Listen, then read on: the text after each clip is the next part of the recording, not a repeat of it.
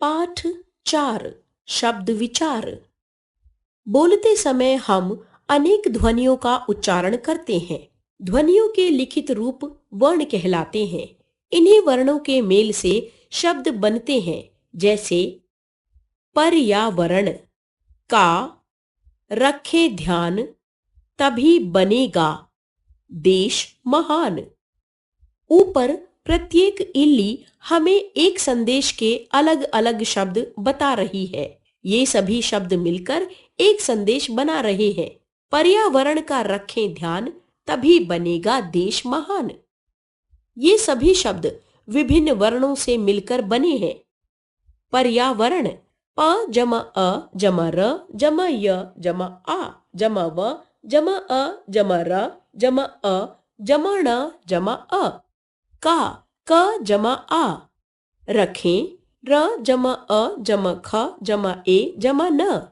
ध्यान ध जमा य जमा आ जमा न जमा अ। तभी त जमा अ जमा भ जमा ई। बनेगा ब जमा अ जमा न जमा ए जमा ग जमा आ। देश द जमा ए जमा श जमा अ। महान म जमा अ जमा ह जमा आ जमा न जमा अ। यदि इन्हीं शब्दों में आने वाले वर्णों का क्रम बदल दिया जाए तो ये शब्द कोई अर्थ प्रकट नहीं करेंगे, क्योंकि क्रम बदलने से इन शब्दों का कोई अर्थ नहीं बनता। इससे यह सिद्ध होता है कि प्रत्येक शब्द में प्रत्येक वर्ण का एक निश्चित स्थान होता है। यह स्थान बदल देने से कभी कभी अर्थ का अनर्थ हो जाता है। वर्णों के सार्थक मेल को शब्द कहते हैं, जिसका कोई अर्थ हो। पद जब शब्दों का वाक्यों में प्रयोग किया जाता है तो वे पद कहलाते हैं। वाक्य में प्रयोग होने पर शब्दों में लिंग, वचन आदि के कारण विकार आ जाता है, परंतु उनके मूल रूप में कोई परिवर्तन नहीं होता है। जैसे 1. अमित ने पुस्तक पढ़ी। 2. अमित ने पुस्तकें पढ़ी। उपर्युक्त दोनों वाक्यों में 4-4 शब्द हैं। इन सभी का अर्थ निकलता है। इसी तरह से जब किसी वाक्य के अंदर किसी शब्द को लिखा जाता है जिससे कि वह शब्द उस शब्द के अर्थ को पूरा करने में सहयोग देता है, पद कहलाता है। शब्द के भेद हिंदी भाषा में शब्द के भेद 4 आधारों पर किए जाते हैं। 1. अर्थ के आधार पर। 2. रचना के आधार पर। 3. उत्पत्ति के आधार पर। 4. प्रयोग के आधार पर। अर्थ के आधार पर शब्द। अर्थ के आधार पर शब्द के 4 भेद हैं।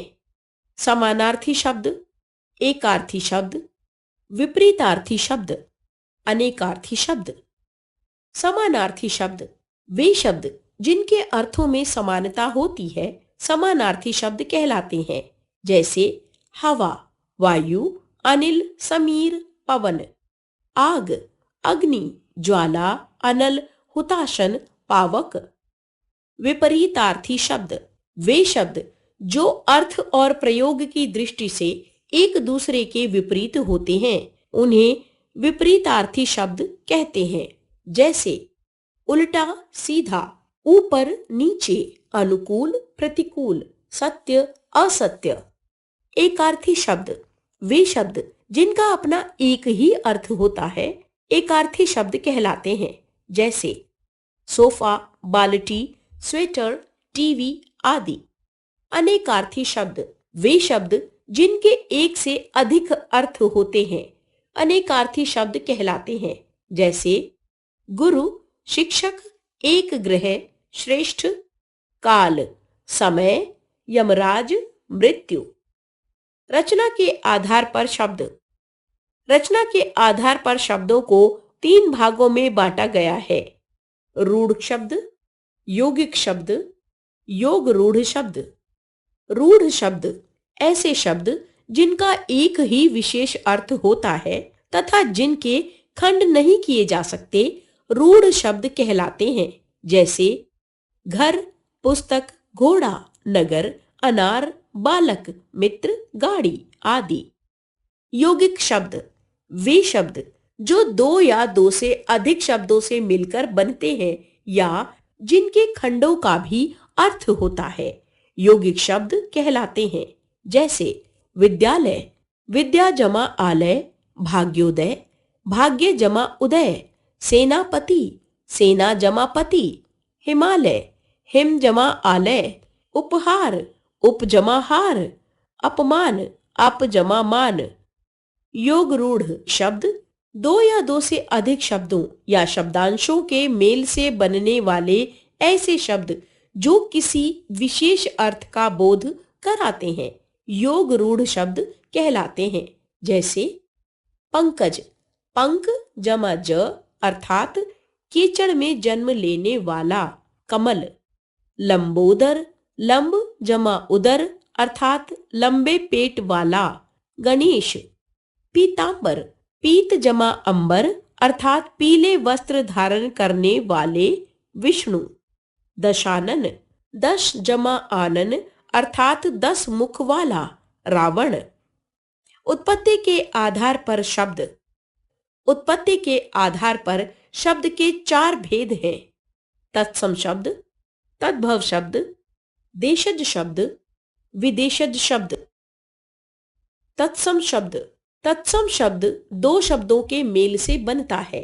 तत् जमा सम, तत् का अर्थ है उसके और सम का अर्थ है समान अर्थात उसके समान।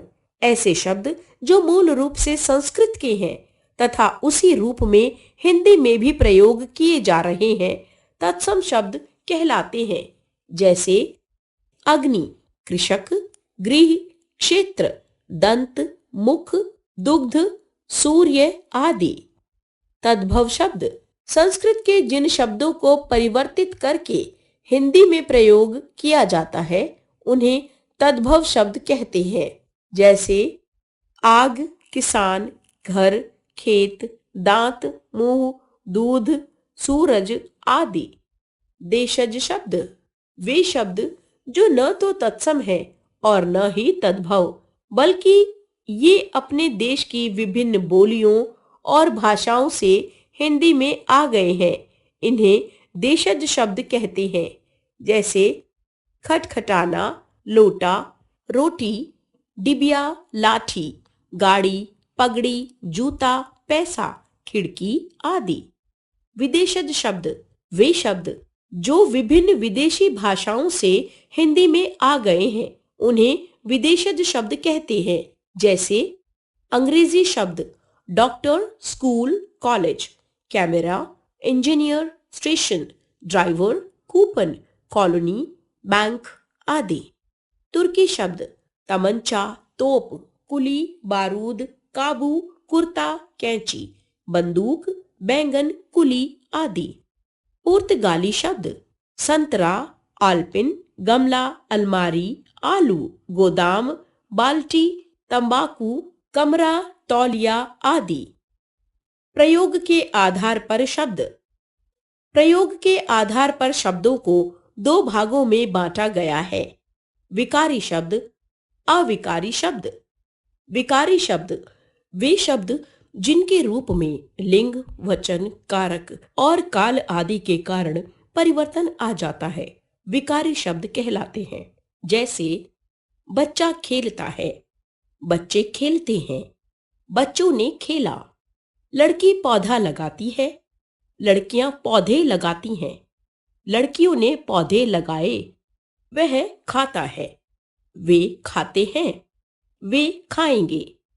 1 संज्ञा, 2 सर्वनाम, 3 विशेषण, 4 क्रिया।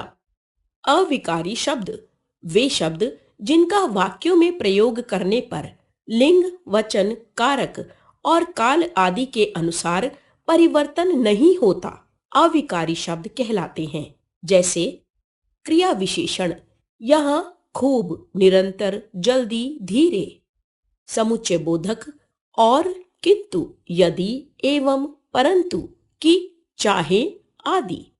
संबंध बोधक अपेक्षा, समीप, ऊपर, नीचे, आगे, सामने। विस्मयादि बोधक आह, वाह, हाय, छी, चुप, ओह आदि।